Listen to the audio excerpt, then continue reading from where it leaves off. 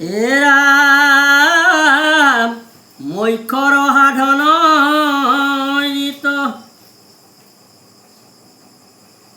অ জগতৰে হিত লভিলা মুকুতি জিত তাহাৰ বাঞ্ছিত এৰাম নাই জ্ঞান যাৰ জাতি ধৰ্ম মাত্ৰ কৰে এ নিতে নিতে বলি বিশ্ব পাঞ্চক আচৰে এনে কৈছে যে লভিলা মুকুতি যিটো তাহাৰ বাঞ্ছিত নাই জ্ঞান যাৰ জাতি ধৰ্ম মাত্ৰ কৰে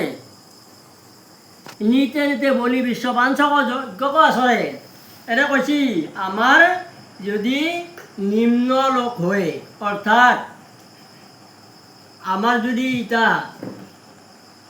গোসাঁই ঘৰকে আমাৰ যদি এটা নিম্ন মানুহ আহে আমি তাৰ গোসাঁই ঘৰত প্ৰৱেশ কৰিব নিদিওঁ ই নিম্ন আৰু চাণ্ডাল আমাৰ মনত কি আছে গৰ্ব আছে সেই গৰ্ব থকাৰ বিনিময়ত আমি কি কৰোঁ ডাঙৰ সৰু দেখোঁ সেইটো নিষ্কুলীয়া তাক আমি গোসাঁই ঘৰত প্ৰৱেশ কৰিব নিদিওঁ আমাৰ গৰ্ব যদি যেতিয়ালৈকে থাকে তেতিয়া ভক্তি আচৰণ ভক্তি পৰিপূৰ্ণ নহয় বুলি কৈছে গৰ্ব নহ'ব লাগিব হৰিৰ নাম লওঁতে হৰিৰ নাম স্মৰণ কৰোঁতে নিষ্কামে বুলি কৈছে নিষ্কামে হ'ব লাগিব নিষ্কামে হ'লেহে হৰিয়ে অৰ্থাৎ কৃপা কৰে আৰু হৰি কৃপা কৰিব লাগিলে হৰি সন্তুষ্ট কৰিব লাগিলে আমাৰনো কি লাগিব স্মৃতি শ্ৰুতি এইটো থাকিব লাগিব তেতিয়া হৰি আমি যদি হৰিৰ কথা ভগৱানৰ কথা আমাৰ মনতে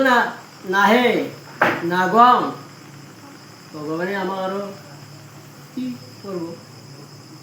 আমি সদায় ভক্তি কৰি থাকিব লাগিব ভক্তি কৰিলে ভগৱানে কৃপা কৰিবই স্মৃতি শ্ৰুতি দিবই তেওঁক আমি ভক্তি কৰাটো বাঞ্ছনীয়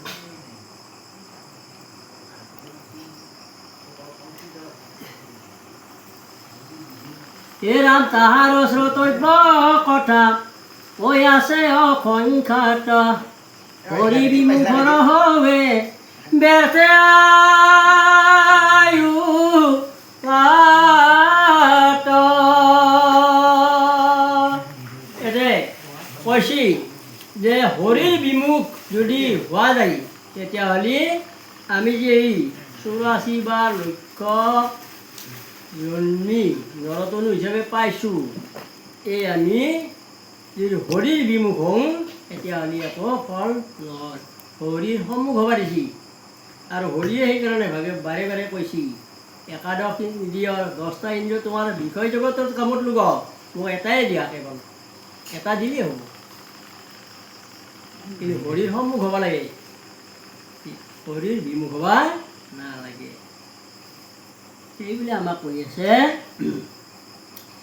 দিন হলে ধন কুটুম্বৰ চিন্তা কৰে নিদ্ৰা আলাপনে ৰাত্ৰি আয়ু হৰে সেইকাৰণে কি কৈছে যে দিন হলে ধন কুটুম্বৰ চিন্তা দিন ৰাতিপুৱা কালি কি কৰিম পৰহি কি কৰিম এই লৈ আমাৰ সদায় চিন্তা ভাৱনা কাৰণ সেই লগত যোৱা বস্তু নহয় ইয়াতে থৈ যাব লাগিব লগত যোৱা বস্তু হ'ল কেৱলে হৰিৰ নাম ভগৱানৰ গুণানুগুণ লগত যোৱা বস্তু আৰু এইবিলাক লৌকিক জগতৰ সন্ধানবিলাক ইয়াতে বৰি ল'ব কায়ো লগত নিবা নোৱাৰে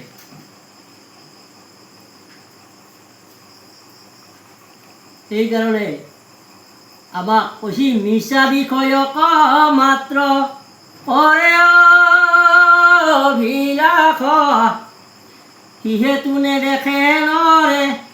আপোনাৰ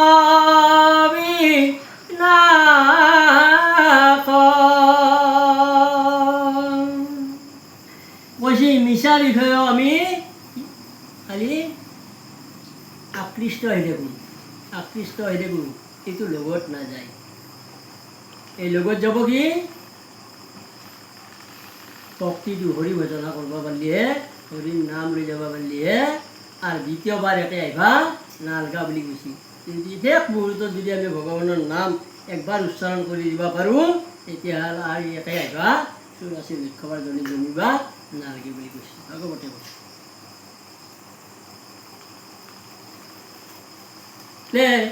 আমাৰ তাতে হৈছে কৰ্ম মাৰ্গ, ভক্তি মাৰ্গ, জ্ঞান মাৰ্গ। কৰ্ম মাৰ্গটো আমি এইবিলাকে কৰি আছোঁ, যে জ্ঞান মাৰ্গ আমাক কি কৰিব নোৱাৰে, তৌৰে দিবা নোৱাৰে। ভক্তি যদি নাথাকে একো কামত নাই। কি কৈছে, বৰ গুণী জ্ঞানী,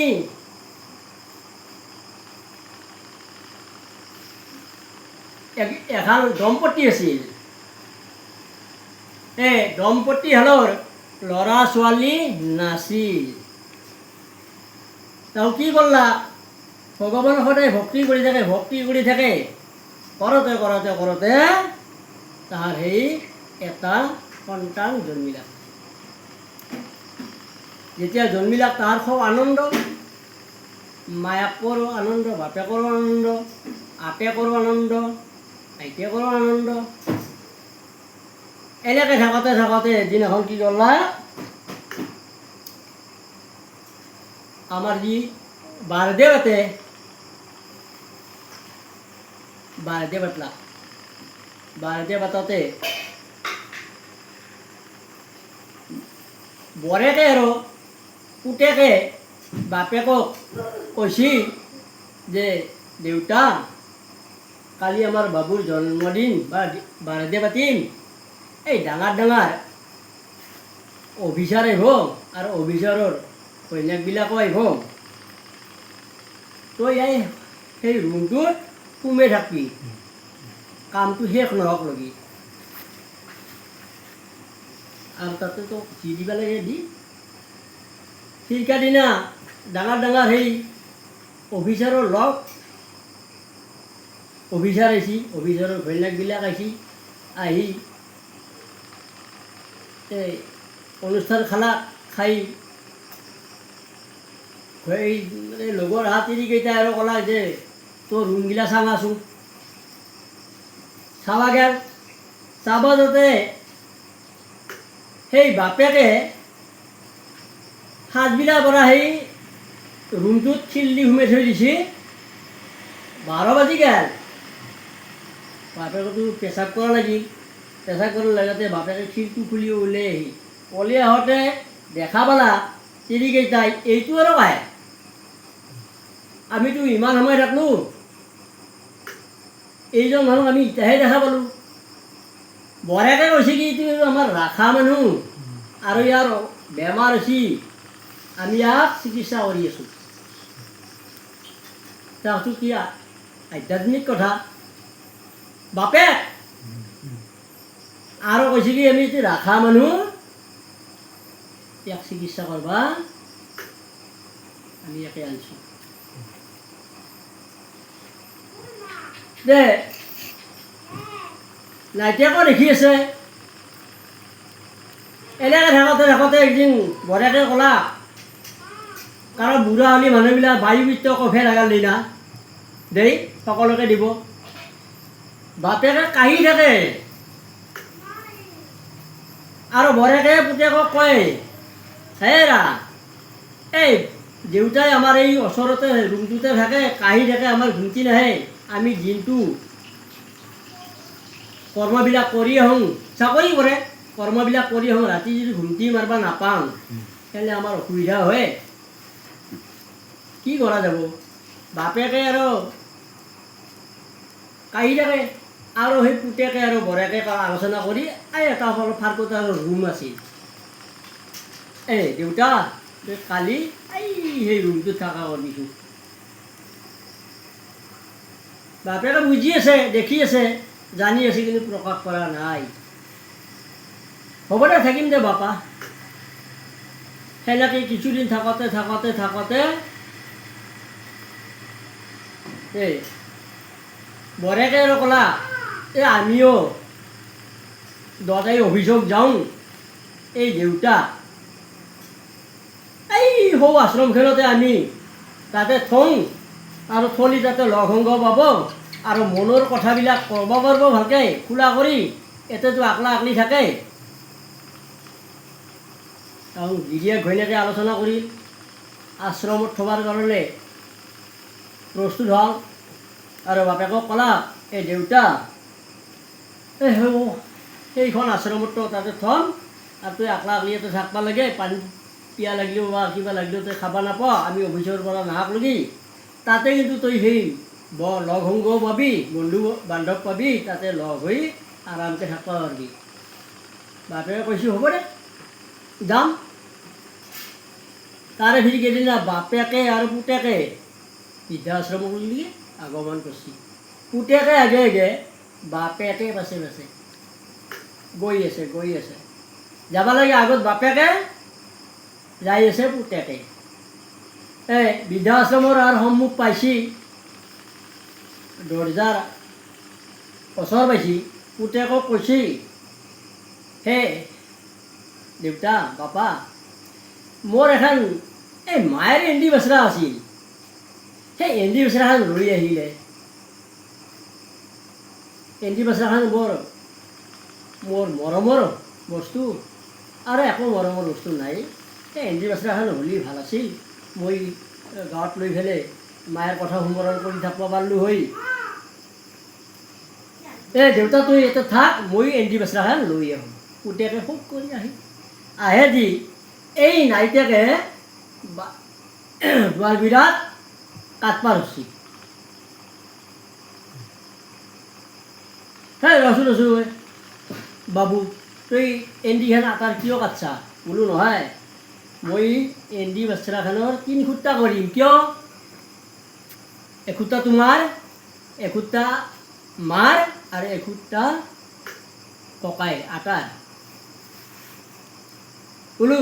তোমাৰ আকৌ এনেই সৰু মানে যেতিয়া মই ডাঙৰ হ'ম